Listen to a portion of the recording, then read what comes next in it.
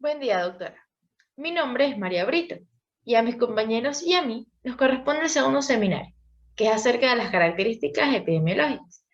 A manera de una breve introducción, para operativizar cada uno de los elementos de la definición de epidemiología que ya conocemos, se debe entender la dinámica que tiene el enfoque epidemiológico que engloba el estudio de la distribución de los eventos de salud en base a tres variables clásicas de la epidemiología: tiempo, lugar y persona. ¿Cuándo, dónde y en quiénes?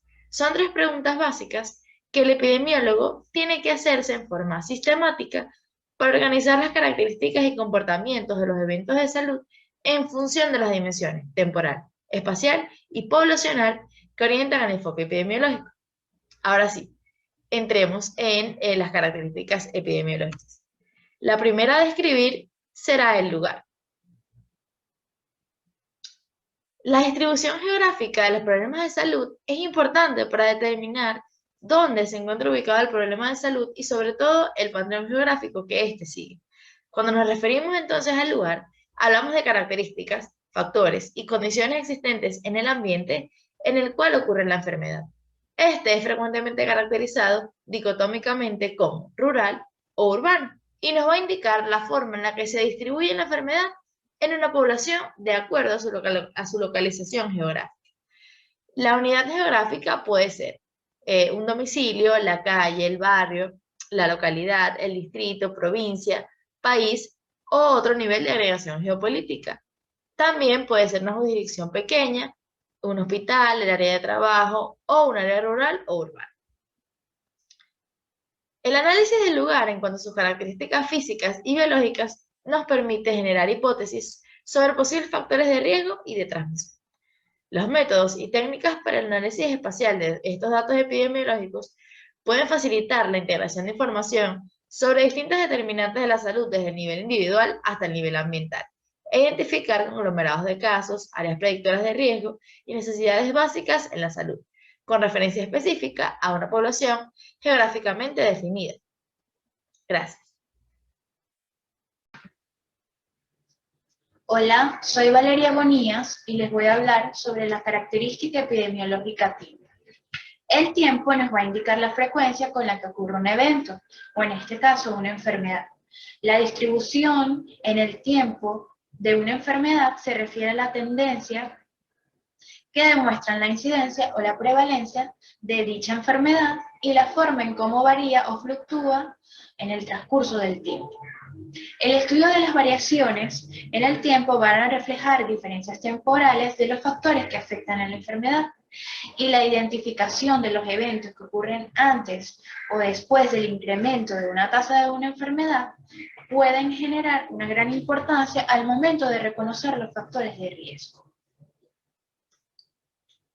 Dentro de el tiempo vamos a encontrar diferentes variaciones. Dentro de ellas tenemos las variaciones cíclicas, que se refieren a cuando la frecuencia de las enfermedades fluctúan periódicamente en el tiempo. Aproximadamente puede ser de meses o años, y su máxima incidencia ocurre en determinado o cada determinado tiempo. Un ejemplo de esto es el sarampión y el virus o la hepatitis vírica, que se puede presentar en una población de cada 2 a 3 años, al igual que el virus de la influenza, que puede ocurrir cada 6 años. Este tipo de variaciones cíclicas no están asociados con las estaciones. Tenemos las variaciones seculares, que van a ser cambios también que ocurren en la frecuencia de la enfermedad, pero durante un largo periodo de tiempo, es decir, de años o décadas, y generalmente ninguna enfermedad se va a mantener una incidencia constante. Esto se debe a que la interacción que puede ocurrir entre el agente patógeno y el hospedador puede cambiar de acuerdo a las características patógenas del agente causal, al estilo de vida que pueda llevar la persona, al ambiente, al medio ambiente en el cual se desenvuelven, pueden ser determinantes en el momento de de que ocurre la enfermedad. Un ejemplo de esto es un estudio realizado en 1960, 1956 y 1966 que nos indica que la difteria tenía una prevalencia menor que el sarampión. Y actualmente es totalmente lo contrario. La difteria posee una mayor prevalencia o una mayor incidencia que el sarampión. Entonces es lo que nos indica las variaciones seculares, el cambio de la prevalencia que puede tener una enfermedad en determinado tiempo. Otro ejemplo también es la actual prevalencia o el aumento de las enfermedades isquémicas del corazón, que también son importantes en las últimas décadas. Tenemos las variaciones cortas, que se refieren a cambios que ocurren durante periodos de tiempo muy cortos, pueden ser días o semanas. Y tenemos las variaciones explosivas, que son cambios que ocurren en la enfermedad de forma muy brusca y repentina. Un ejemplo de esto puede ser la presencia de alguna enfermedad de tipo por contaminación del agua, que puede generar varios contagiados a nivel de cierta población, pero al identificar el factor de riesgo, puede eliminarse o disminuirse esta enfermedad. Tenemos también las variaciones estacionales. Estas también se refieren a un cambio en las fluctuaciones, la frecuencia de una enfermedad, pero que se manifiesta de forma de meses o anuales y se repiten periódicamente dentro de cada año y generalmente sí están asociadas con las estaciones. ¿Por qué es importante el estudio de las variaciones estacionales? Ya que de acuerdo a cada estación que pueda presentarse, las enfermedades pueden estar, o los agentes causales pueden estar en constante cambio, ya que las condiciones ambientales no son iguales, el clima, el estilo de vida que puede tener o desarrollar la persona durante determinada estación, y la resistencia que puede generar también el microorganismo o el agente causal de la patogenia. El invierno se encuentra caracterizado por la presencia de las enfermedades respiratorias. Esto se debe a las masas de frío y al hecho de que desciende la temperatura, permite o forma parte de una gran causa para la generación de las enfermedades respiratorias. ¿De qué forma? A nivel de la línea de defensa respiratoria, específicamente en la nariz, que se encuentran los vellos y se encuentran las mucosas, las cuales impiden el paso de microorganismos que puedan afectar el aparato respiratorio. El hecho del frío que hace que éstas se enfríen y permitan el paso de cualquier microorganismo, al igual que el hecho de que no producen el calor necesario para pasarlo a los pulmones, y de esta forma hacen que las personas puedan contraer una enfermedad respiratoria de forma más fácil. Las poblaciones de riesgo son principalmente los niños y los adultos, y los niños y los adultos mayores, y las personas que poseen enfermedades de base de carácter respiratorio. Dentro de estas enfermedades se pueden encontrar neumonía y bronquitis, entre otras. Tenemos el verano, que se caracteriza por las enfermedades intestinales o gástricas, ya que el cambio del estilo de vida en este tiempo vacacional o en esta estación representa uno de los principales factores de riesgo. ¿Por qué? Las personas al trasladarse a áreas vacacionales como la playa, los campings, recurren a la alimentación de la calle. Es decir, que está caracterizada muchas veces por mala manipulación de los alimentos, donde las medidas de higiene son poco bajas o son muy bajas, generando así un gran riesgo para poder contraer enfermedades de este tipo.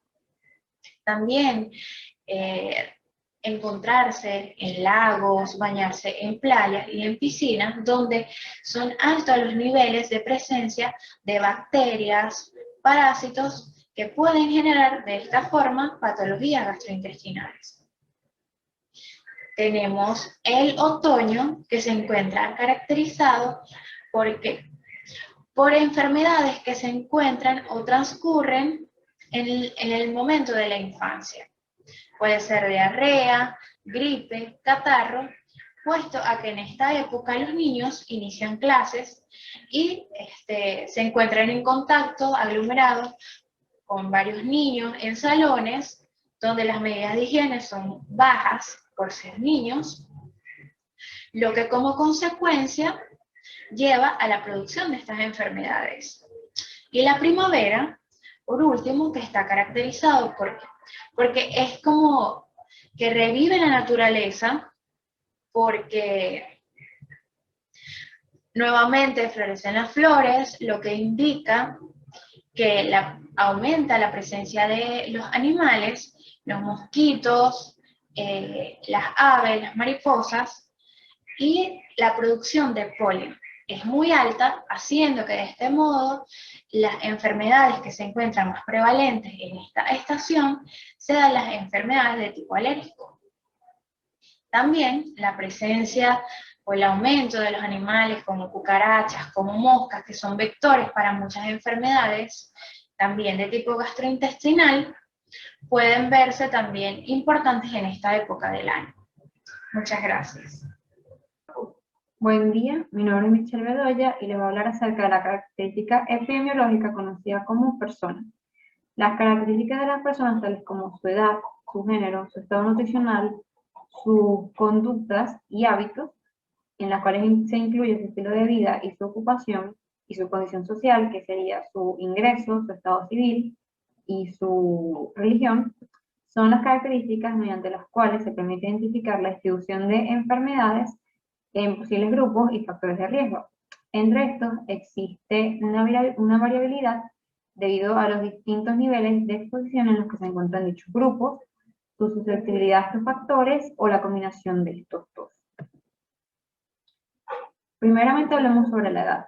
La edad es una de las características más importantes, principalmente para los niños, debido a su madurez fisiológica, ya que si un niño llegara a padecer una enfermedad, esta ataca directamente su sistema inmunitario, por ejemplo, como es el caso de un cuadro de diarrea, sarampión o polio, puede tener un desarrollo clínico grave debido a su edad. También están las edades seniles o preseniles, en las cuales empiezan las manifestaciones degenerativas, por las cuales empiezan la aparición de enfermedades que antes no existían, como es la arteriosclerosis y las enfermedades cardíacas.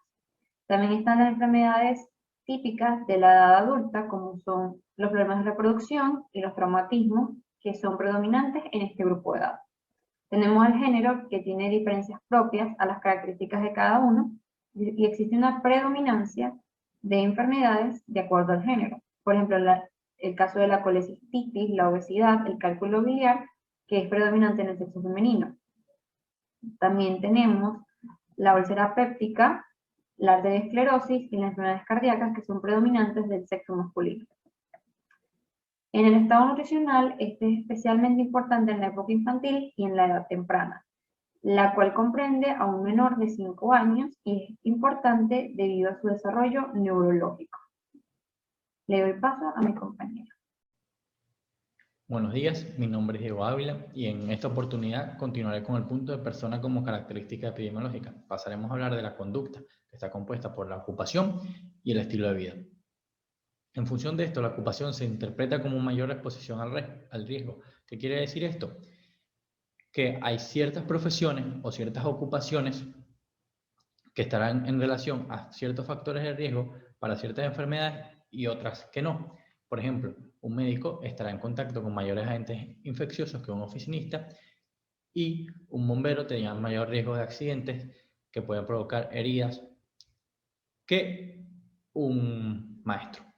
Esto no quiere decir que un grupo no pueda padecer o sufrir ciertos accidentes o ciertas patologías, sino que hay algunos que tienen o están en contacto con ciertos factores de riesgo. El estilo de vida. Hoy se acepta que por lo menos un 60% de todos los problemas de salud se debe al estilo de vida. Los que destacan según la OMS y la OPS son el cigarrillo, el alcoholismo, la dieta no balanceada y la actividad física. ¿A qué nos predispone cada uno? El alcoholismo nos predispone a cirrosis hepática, cierto tipo de cáncer, cierto tipo de lesiones, violencia doméstica, entre otros, que repercutirán en nuestra salud tanto física como mental. El cigarrillo nos predispone a enfermedades cardiovasculares, cáncer de pulmón y enfermedades de las vías respiratorias. La dieta no balanceada y la inactividad física, básicamente, se vuelven factores de riesgo importantes para las enfermedades no transmisibles, como puede ser diabetes, cardiopatías, enfermedades cerebrovasculares, entre otros. También podemos hacer mención a la condición social que está relacionada con el ingreso familiar, el estatus de la vivienda y la educación. Cabe destacar que estos tres permiten clasificar a la familia en ciertos niveles socioeconómicos. En este apartado también podemos encontrar la religión.